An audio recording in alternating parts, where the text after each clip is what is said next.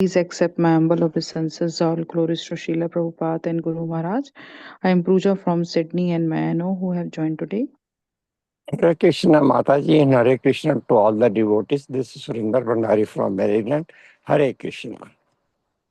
Hare Krishna Prabhuji, Dandvat Pranam. All glories to Srila Prabhupada and Guru Maharaj. Thank you so much for joining. Hare Krishna Mataji and Hare Krishna to all the devotees on this call. This is Geeta from Maryland. Hare Krishna. Hare Krishna Mataji, Dandvat Pranam. All glories to Srila Prabhupada and Guru Maharaj. Thank you so much for joining. Hare Krishna Mataji and Hare Krishna to all devotees. This is Malini from Ashburn, Virginia. Hare Krishna. Hare Krishna Mataji, Dandvat Pranam. All glories to Srila Prabhupada and Guru Maharaj. Thank you so much for joining. हरे कृष्णा पूजा माता जी and all the assembled devotees, Dandavat Pranam, Shri Prabhupada ki jai, Guru Maharaj ki jai. This is Shamarasika Devadasi from New Vrindavan. New Vrindavan. Hare Krishna Mataji, Dandvat Pranam. All glories to Srila Prabhupada and Guru Maharaj. Thank you so much for joining.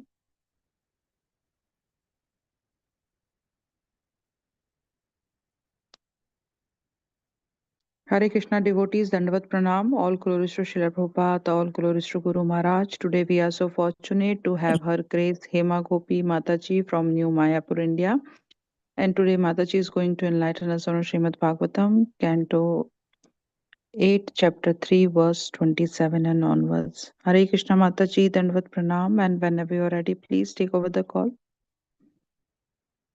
Hare Krishna Mataji.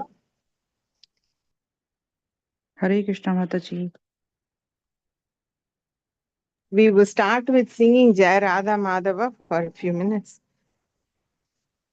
Yeah, sure, Mataji. Jai Radha Madhava Kunja Bihari.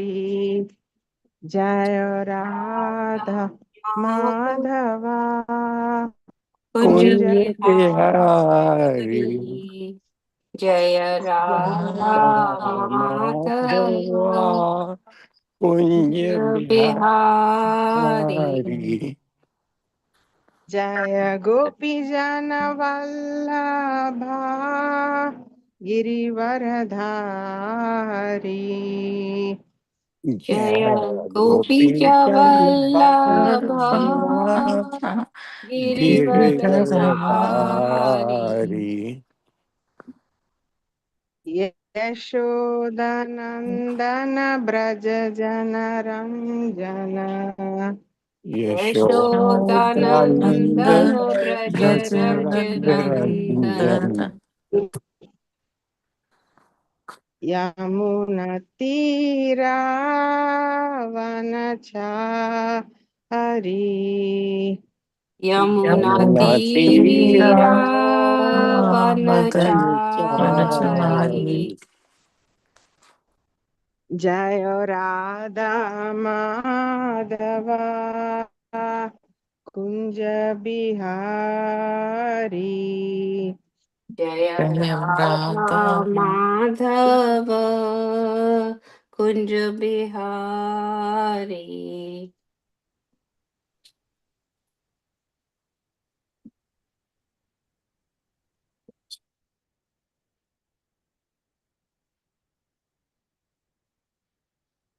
Hare Krishna, Hare Krishna, Krishna Krishna, Hare Hare, Hare Rama, Hare Rama, Rama Rama, Hare Hare. Hare Krishna, Hare Krishna, Krishna Krishna, Hare Hare, Hare Rama, Hare Rama, Rama Rama, Hare Hare. Jaya Radha Madhava Radha Madhava Radhe. Jaya Radha Madhava Rama. Madhava Jaya Radhe. जय पञ्चतत्त्वा जय पञ्चतत्त्वा पञ्चतत्त्वा जय पञ्चतत्त्वा Jaya Pancha Tattva, Jaya Pancha Tattva, Jaya Pancha Tattva, Jaya Tattva. जय नरसिंहदेव जय प्रहलाद महाराज नरसिंहदेव जय प्रहलाद महाराज Jai Narasimha Dev, Jaya Narasimha Dev. जय जगन्नाथ जय जगन्नाथ जय बालदेवा जय सुभद्रा देवी Jagannatha, Jaya Jagannatha, Jaya.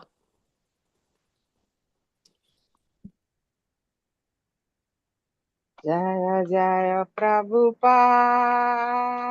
Prabhupada Prabhupada जय जय Prabhupada Jaya Prabhupada, Jaya Prabhupada, Jaya Prabhupada, Jaya Jaya Prabhupada. पाद परमहंस परिव्राजकाचार्य अष्टोत्तर Shri Shri divine grace AC Bhakti Vedanta Swami Srila Prabhupada की जय इस्कॉन फाउंडर आचार्य श्रील प्रभुपाद की जय ब्रह्म मत्व गौड़ी आचार्य वृंद की जय नामाचार्य श्री हरिदास ठाकुर की जय प्रेम से कहो श्री कृष्ण चैतन्य प्रभु श्री अद्वैत गदाधर श्रीवासादि गौर भक्त वृंद की जय श्री श्री राधा कृष्ण गोप गोपीनाथ श्याम कुंड राधा कुंड गिरि गोवर्धन की जय वृंदावन धाम की जय नवदीप धाम की जय गंगा माई की जय यमुना माई की जय तुलसी देवी की जय भक्ति देवी की जय सामवेद गौर भक्त वृंद की जय all glories to the assembled devotees all glories to the assembled devotees all glories to the assembled devotees all glories all glories Shri Guru and Gauranga all glories to Srila Prabhupada ओम नमो भगवते क्या वासुदेवाय कर रहे हैं? ओम नमो भगवते वासुदेवाय ओम नमो भगवते वासुदेवाय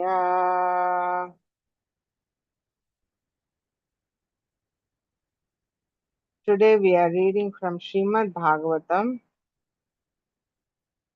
Canto 8, Chapter 3, titled The Prayers of Gajendra, and we will be looking at verse number 27. I will read the verse line by line, and if you like, you can try to repeat it.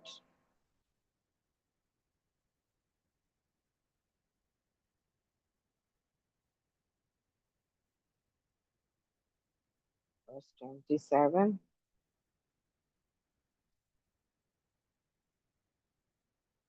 Yogarandita-karmano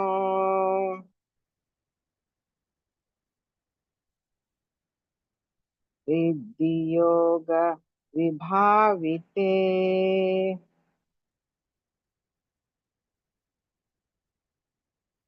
Yogino-yam prapasyanti Yogesham tam natosmyaham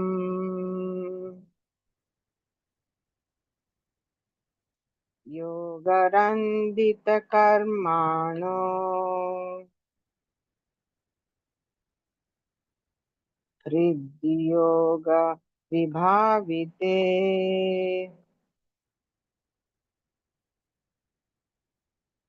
Yogino-yam prapasyante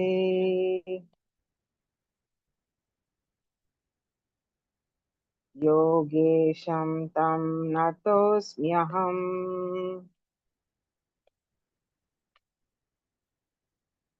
योगरन्दितकर्माणो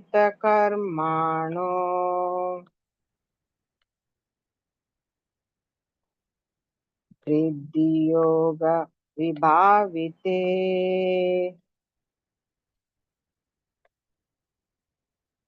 योगिनो यं प्रपश्यन्ति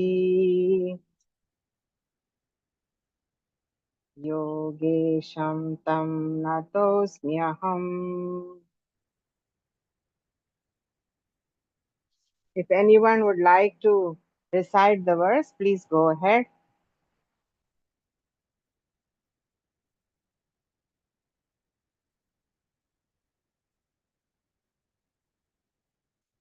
Am I audible? Yes, Mataji. Okay. If there are people who would like to recite the verse, kindly do so.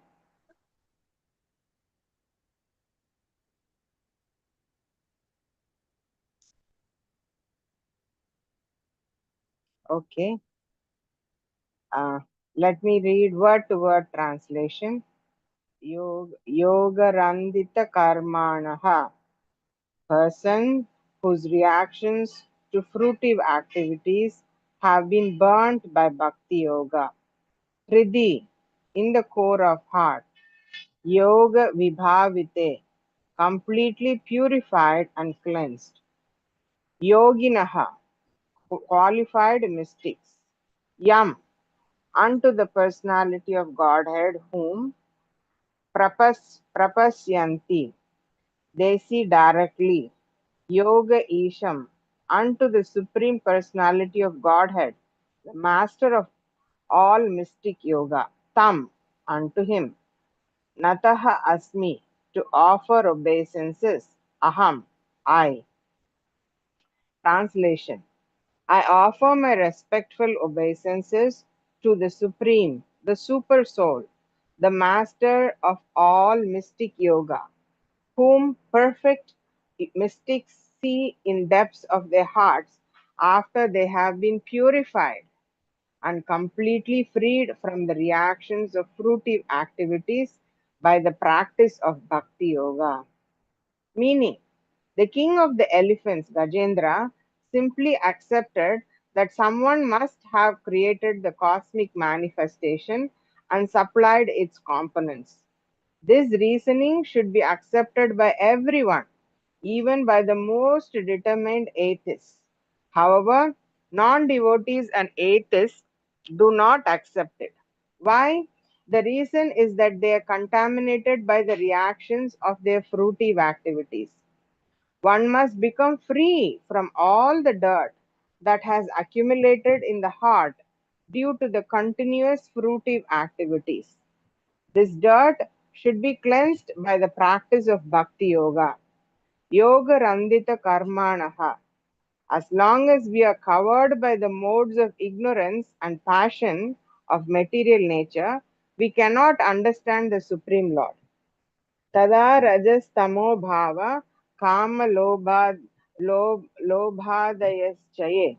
The person who is freed from the modes of ignorance and passion becomes free from the lower qualities kama and lobha, lust and greed. Nowadays, there are many schools of yoga which encourage people to cultivate greed and lustful desires through the practice of yoga. For this reason, people are very much attracted to such so-called yoga practices. However, the actual practice of yoga is explained in this verse. Srimad Bhagvatam 12:13:1 authoritatively states, Dhyanavastita tadgatena manasa pashyanti yam yoginaha. A yogi is one who always meditates on the lotus feet of the Supreme Personality of Godhead. This is also confirmed in Brahma Samhita. Premanjana Churita Bhakti Vilochanena Santas Sadaiva Hridayeshu Vilokayanti. Yam Shama Sundaram Achintya Guna Swarupam Govindam Adi Purusham Tamaham Bhajami. I worship Govinda, the primeval Lord, who is Shyama Sundara, Krishna himself, possessing inconceivable and infinite attributes. and whom devotees see in the depth of their hearts with eyes of devotion anointed with the balm of love. The Bhakti Yogi constantly sees Shyamasundara, the beautiful Lord Krishna, with his blackish tinted body. The king of the elephants, Gajendra, considered himself an ordinary animal, and therefore he did not feel qualified to see the Lord. In his humility, he thought that he could not practice yoga. In other words, what yoga can be practiced by persons of impure consciousness who are like animals under the bodily concept of life? Today, there are many people who, without mastering their senses, without any philosophical understanding, and without following religious principles or rules and regulations, pose as yogis. This is a great anomaly in the practice of mystic yoga. Translation once again. I offer my respectful obeisance to the Supreme, the Super Soul, the Master of all mystic yoga, whom perfect mystics see in the depths of their hearts after they have been purified and completely freed from the reactions of fruitive activities by the practice of Bhakti Yoga. Okay, so Rajendra has a very interesting history. In his previous life, he was King Indradyumna, and due to some curse, he was born as an elephant and not an ordinary elephant. He was born as Gajendra, the king of elephants, and he as a king. Elephants always have lot of she elephants, many wives, and being the king, he had many more wives. And while he was going to the river, on his way, he one fine day, when he was going with the she elephants to the river for bathing, on his way he went through a sugarcane forest, and he ate lot of sugarcane. So sugarcane on an overdose causes intoxication, means you feel like you're drunk.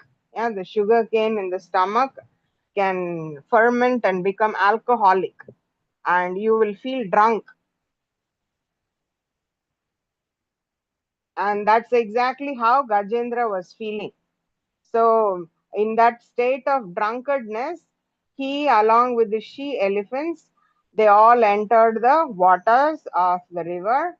And as they were sporting in the water, suddenly a crocodile appeared, and Gajendra, and it got hold of one of the legs of the elephant, and he called out for first. Of course, he was thinking, I will fight it off. I I can fight off this crocodile. Compared to elephant, that to a king of elephants living in heavenly planets, the crocodile is nothing, a very small creature. But in spite of that, Gajendra was finding himself in a position that he was not able to defeat the elephant. And our Acharyas gives, Srila Prabhupada highlights our Acharyas' commentaries, gives a few reasons why Gajendra was not able to defeat the crocodile, even though he was way bigger than crocodile. First reason is that he was intoxicated, and he was eating so much of sugar cane, and because of that he became intoxicated. And the second kind of intoxication he had was his position as the king. Yeah, he took it light. Oh, I'm a king, I'm very powerful, I'm very strong, I've defeated many elephants to become the king. So to defeat a crocodile, is nothing. Yeah, so he was intoxicated by pride also. Yeah, and the third thing that was not in his favor was that he was not in his element. Gajendra is a land animal, so any fight in land, he has the upper hand. And crocodile is a water animal, so any fight in the water, the crocodile will have an upper hand. So like this, there were quite a few factors that were not in favor of Gajendra. And when he realized that there are many factors because of which he will not be able to uh, he will not be able to defeat the crocodile by himself, then he started looking around for help, if there will be someone who can help him defeat the crocodile. And to his great dismay, everyone was running. All the she elephants who could have easily driven away the crocodile with one stamp of their foot. With one foot, if they were stamping the crocodile would have died. All the she elephants, his own children elephants, even they were powerful enough. Yeah, but and by the will of the providence, all of these elephants, she elephants, baby elephants, all of them, they all left. And they all walked out of the water. It's not that the crocodile would attack them. None of, if the crocodile is catching one elephant, it's not going to leave it. It's only going to drag the elephant further and further into water, and it will drown the elephant and kill it and eat. It's not that if another elephant comes, he will start attacking the new elephant. No, it wasn't going to be like that. So the other elephants could have easily launched an attack to protect Gajendra. So at that moment, Gajendra had another very important realization. Even though he had so many hundreds of she elephants, his queens and children, when it actually mattered, when it came to protecting him from death, none of them could actually help. Yeah, by the will of providence, they all thought that the correct thing to do would be to walk out of the water and let him struggle alone. At this point, the elephant was truly helpless. Neither was his own strength helping him, nor was he able to borrow strength from others. Then something very miraculous happened to the elephant. Suddenly, he started remembering some verses, some slokas and stotras, and he plucked a lotus that was in the water, and he held the lotus and he was offering these prayers, these stotras. And one may wonder who might have taught an elephant slokas. Yeah, so this is another place which is a solid proof for many things which are Vedically explained to us. One of the first things that it can be proved by this situation is that reincarnation is right. It's true. Yeah, because Gajendra was King Indradumna in his previous life. So he was a great king. He is the one who brought Lord Jagannath to this universe. Is the same King Indradumna from Jagannath's pastime. So he's a great devotee of Krishna, and he has learnt many, many slokas. So he was able to remember all those slokas that he memorized in his previous birth. And those were the slokas that he was reciting now.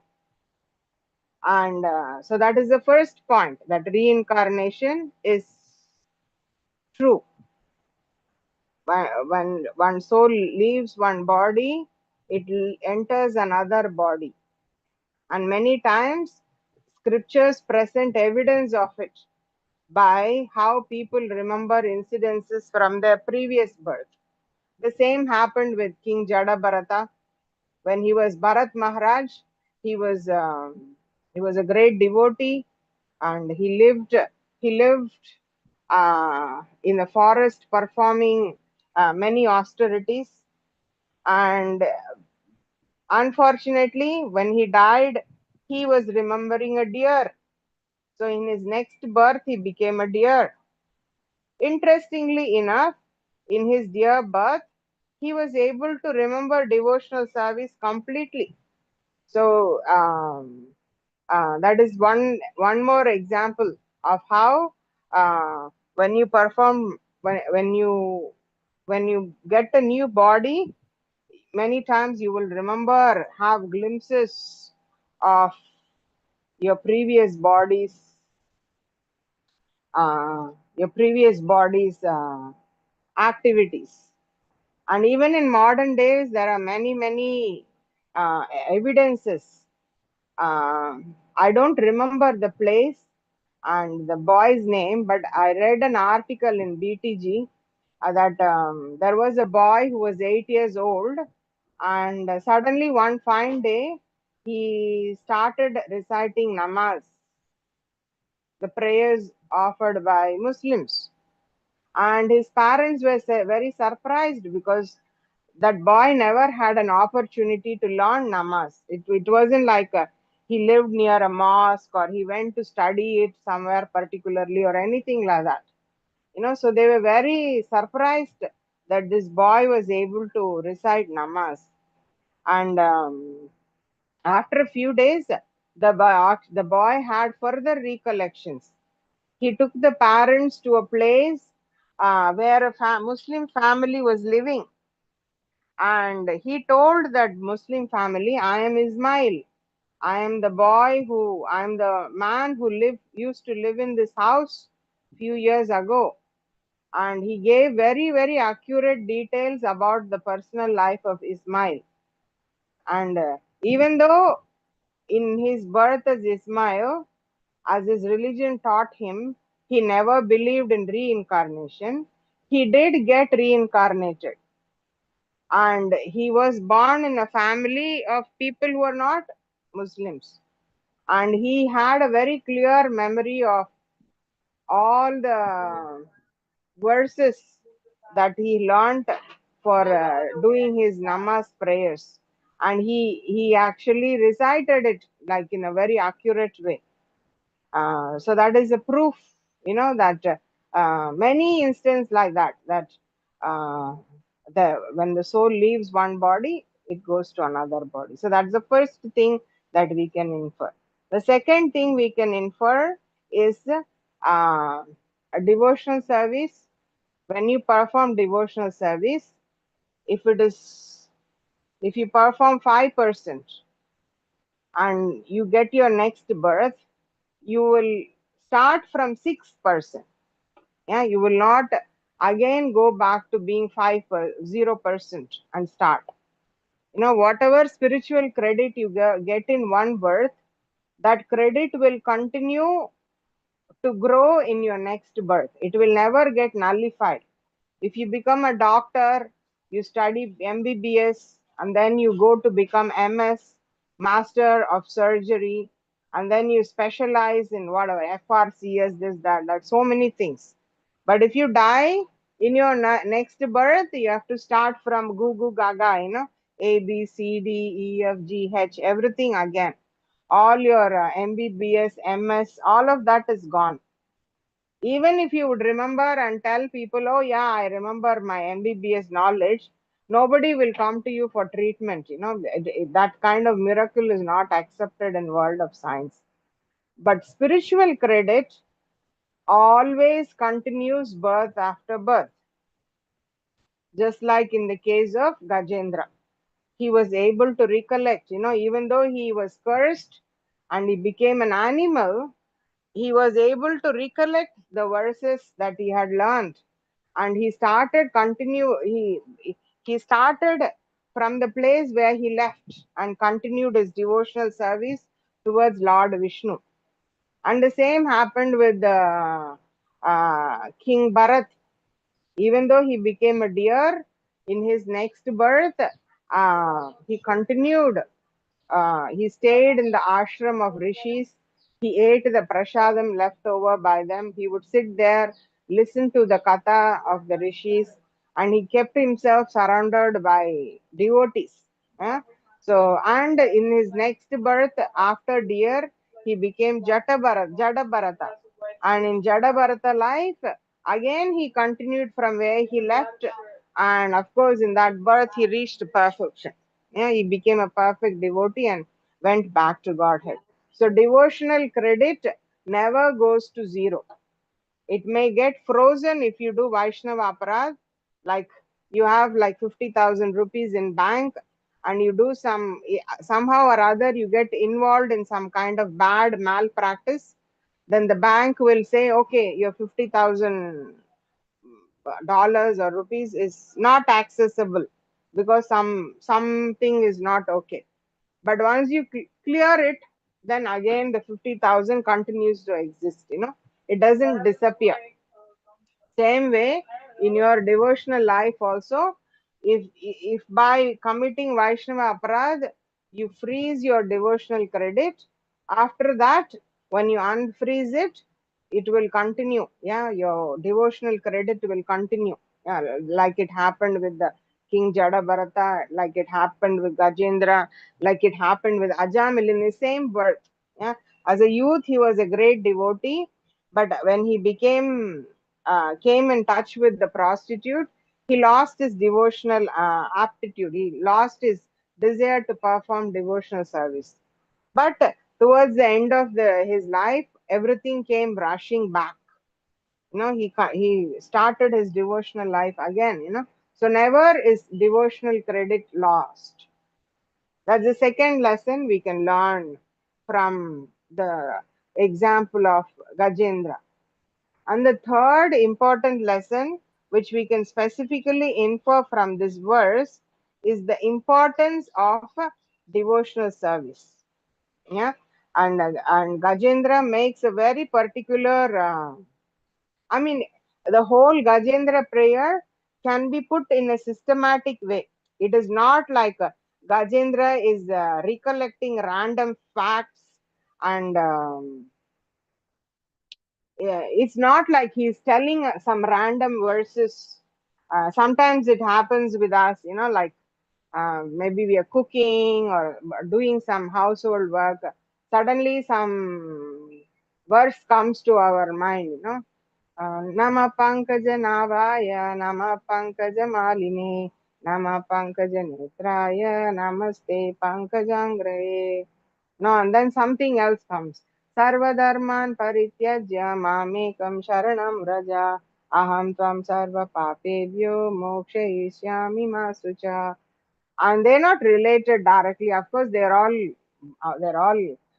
verses, Bhagavad Gita, Bhagavatam verses. So they're all spiritual. But reciting random verses is very, very auspicious in itself. But Gajendra, we can actually make a seminar, a presentation on the prayers of Gajendra. It is not a randomly thrown set of verses. It's not that he randomly was recollecting some verses and just blabbering out whatever verses he was recollecting. He was making a theological presentation about the nature of creation, about the nature of God, and about the relationship between the soul and God, and how a soul can reach God. We can make one presentation. It has a beautiful flow. This is like almost the end of the prayer. So you can see here, it is like the conclusion verses. So here you can see that the same conclusion as Rupa Goswami has said. One has to become purified and completely freed from reactions of fruitive activities. Yeah, so only then, yeah, in order to develop bhakti, yeah, any kind of mysticism which includes mental speculation and any kind of fruitive activities. Yeah, those two should be completely given up.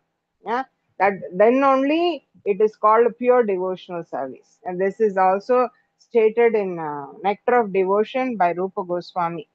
Um, Anya Abhilashita Sunyam Jnana Karmadi Anavritam. Yeah, Anya Abhilasha, other Abhilashas, Abhilasha desires have to be Shunya, jnana, karma, all these things. Jnana means speculative process, yeah? And karma means fruitive activities. So one should become completely free from the reactions of uh,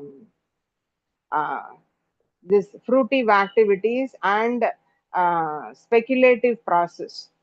And um, and only then one can develop pure devotional service. And this is from Bhakti Rasamrita Sindhu. Rupa Goswami states that um, on,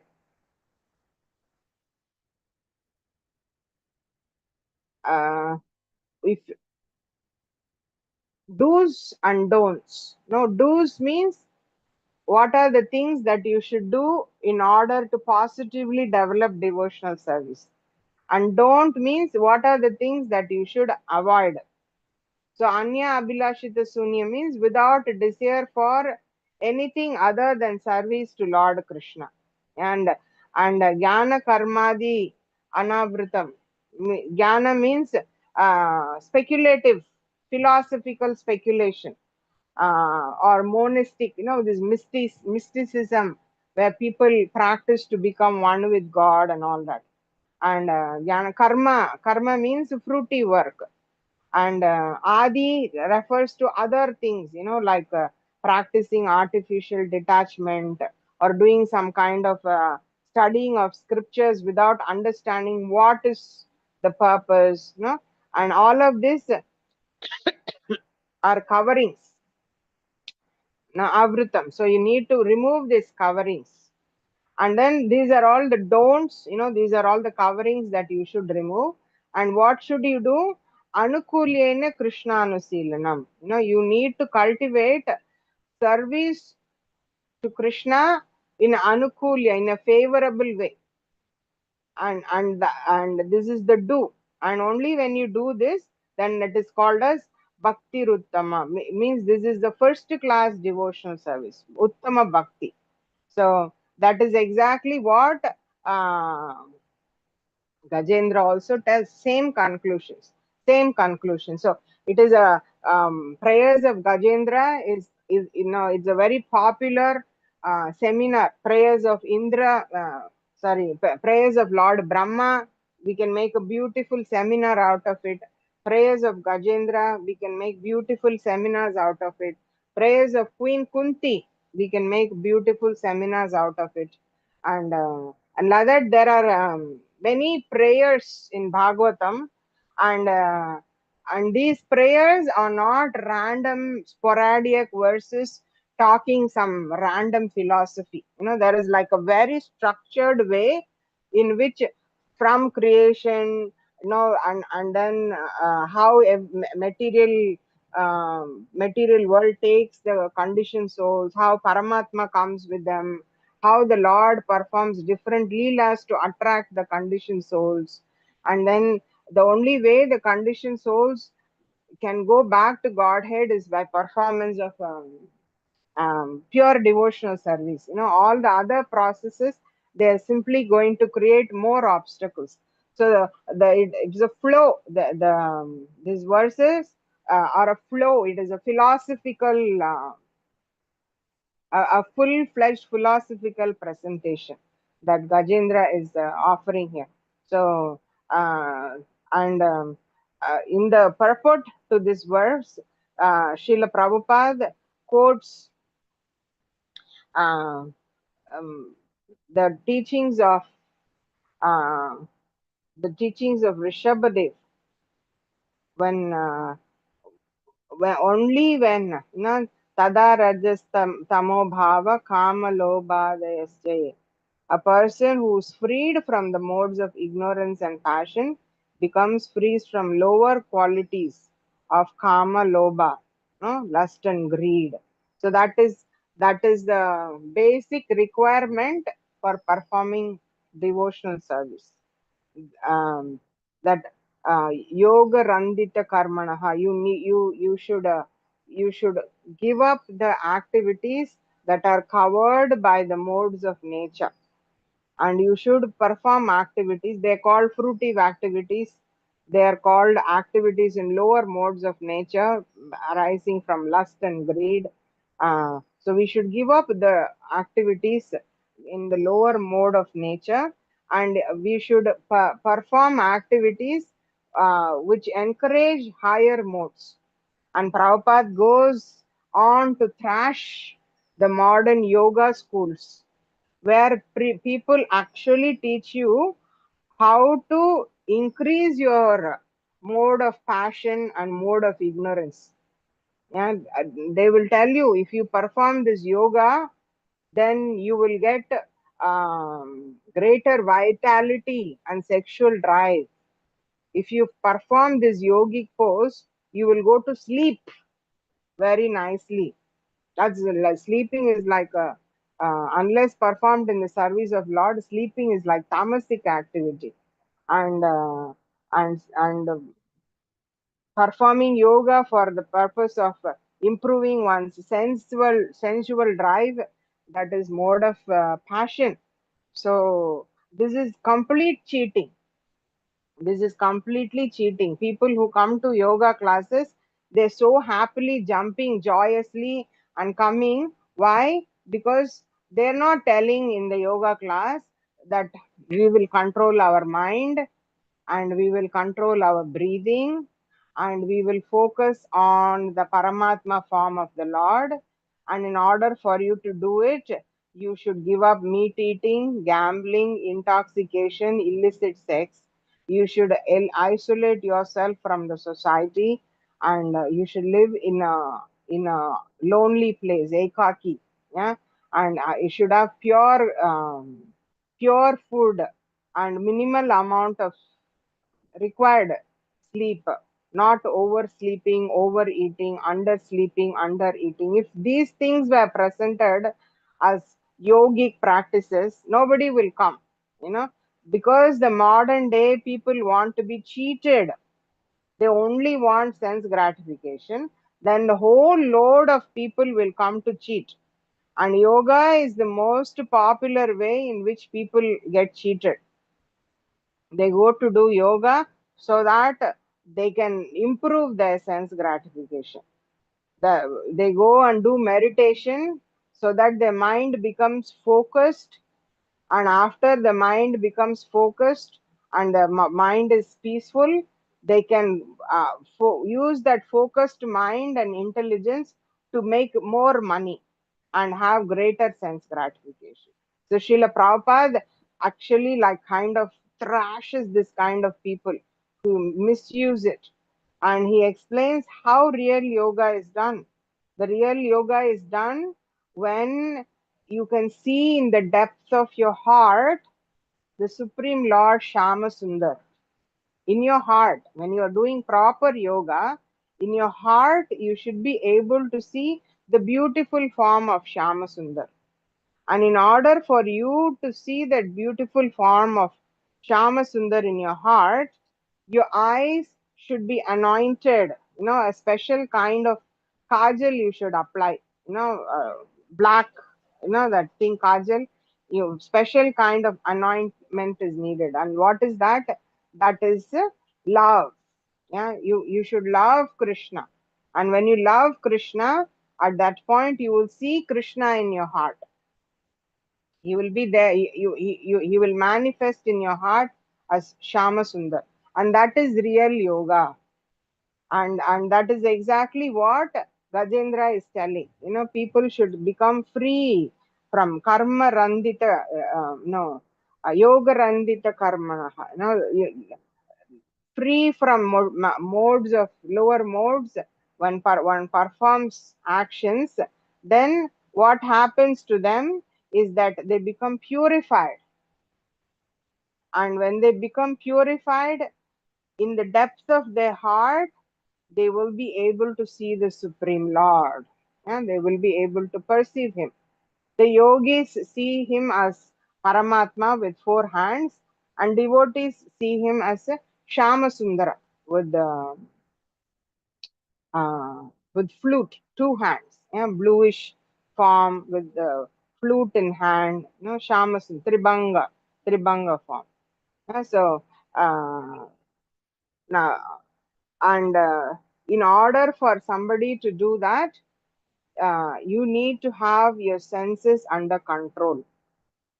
And the only way to have your senses under control is utilizing the senses on for a higher purpose. Don't eat any food, eat only prasadam. Don't use your senses for any mundane activity. Utilize your sense for the service of the Lord. Don't just use your hand for doing some mundane activity. Utilize it for doing some stitching, some cooking, so use your ears for hearing katha of the Lord. 9 people, 10 people are there for listening to katha, but in this world, how many millions are there? No, so compared to that, it's like 0.0000000000001%. That is such a minuscule percentage where people are actually following the instruction of Gajendra and utilizing their senses in the service of the Lord. So, summarizing today's class, this chapter is offering of prayers by Gajendra, the Elephant King. The story starts with Gajendra coming to bathe, and he is trapped by in the clutches of a crocodile, and due to many unfavorable circumstances, he is not able to fight off the crocodile. And unfortunately, all the elephants who were surrounding him, they also abandoned him, even though they all could have easily helped him. By the will of providence, they all abandoned him. At that point, Gajendra suddenly remembers some prayers, and he offers those prayers. And these are prayers that he remembered from his previous birth as King Indradyumna before he got cursed to become elephant. And from this pastime, we can see that reincarnation is true. People can get repeated birth. The soul can transmigrate from one body to another depending on the karma he is doing in this present body. So that's one point that can be proved. And the second point that can be proved is devotional service can never become zero. The minute you start devotional service, it only increases. The credit increases birth after birth till you reach your perfection in some birth. And Gajendra's life and King Bharata's life, Ajamil's life, all these are examples of how devotional service will never be forgotten by the soul. Even if they take another birth where they can't think of Krishna, at some point, it will flare up and they will continue their devotional life. And then looking at the prayers itself, we saw how Gajendra's prayers are not some random collection of verses that he remembered. I remember this sloka, that sloka, some random.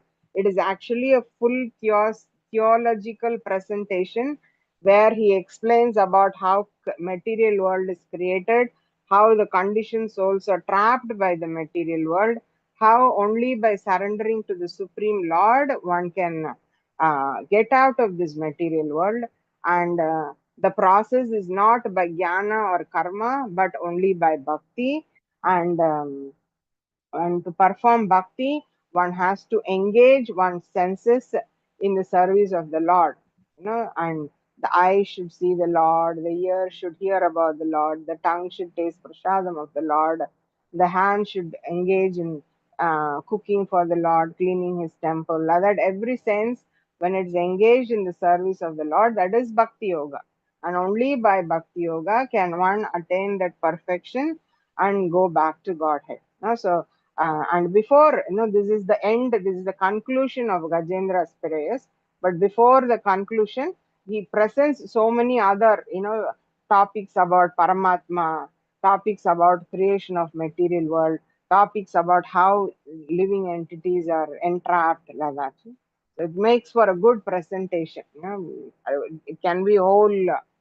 Um, Somebody wants to make a presentation for their Bhakti Vaibhav or Bhakti Shastri course. It's a very good topic where a lot of philosophical insights are there. Okay, with this point, I will conclude here. If you have any comments or questions, please share. Thank you. Hare Krishna. Hare Krishna Mataji, thank you so much for this beautiful class about Gajendra and the whole pastime. Thank you so much. Hare Krishna.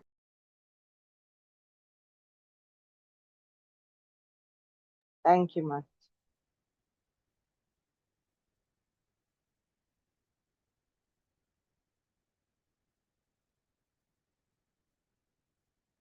It looks like there are no questions here. So can we conclude here today? So Mataji, since we have a few minutes, if that's okay, do you mind telling us a little bit as how you celebrated Radha Ashtami yesterday in Mayapur?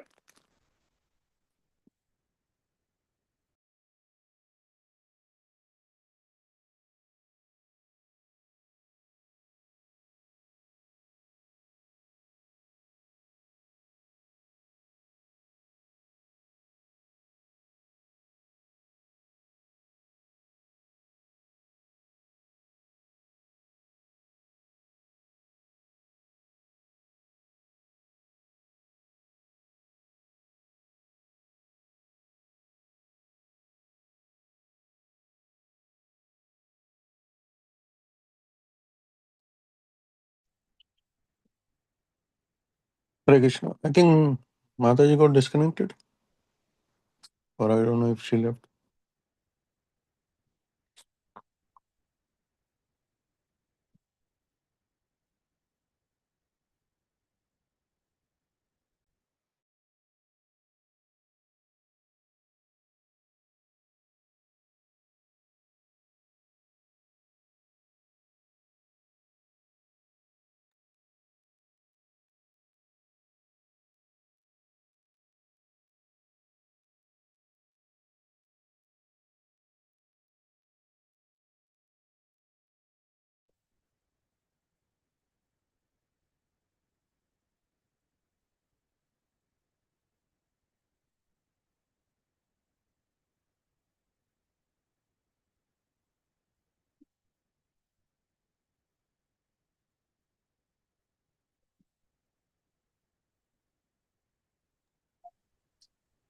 Hare Krishna, Prabhuji, then I think we can all log off. Yeah, we can all log off. I don't think Mataji is going to join again. Okay, Well, thank you, Prabhuji. Yeah. yeah, thank Okay. you. Hare Krishna. Hare Hope you. Krishna. Hari Hari Bol. bol, Hare Hari Yeah, bol, Hare Krishna. Bol. Hare Hari Krishna. bol. वाञ्छकल्पतरुभ्यश्च कृपासिन्धुभ्यो च पतितानां पावनेभ्यो वैष्णवेभ्यो नमः। Hare Krishna. वैष्णव की जय, श्रील प्रभुपाद की जय। Jai. Thank you माता जी की everyone. जय।